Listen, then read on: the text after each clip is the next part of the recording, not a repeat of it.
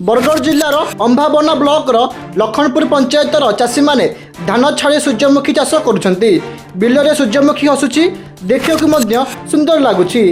चाष लाभदायक कारण सूर्यमुखी तेलर बजार में भारी चाहिदा रही। चाषी माने एकर पिछा प्राय 20,000 टंका खर्च करती।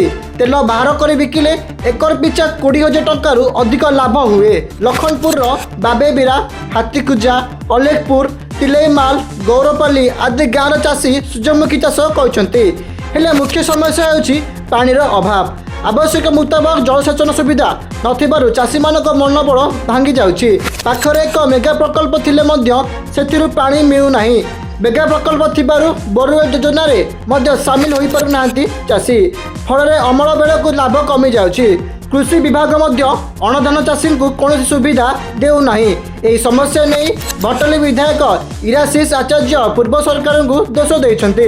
विभागीय अधिकारी आलोचना कर शीघ्र जलसेचन सुविधा कराइबाकु पदक्षेप नेबे बोली कहिछन्ती। चाषी माने पानी सुविधा पाई मध्य दाबी करछन्ती।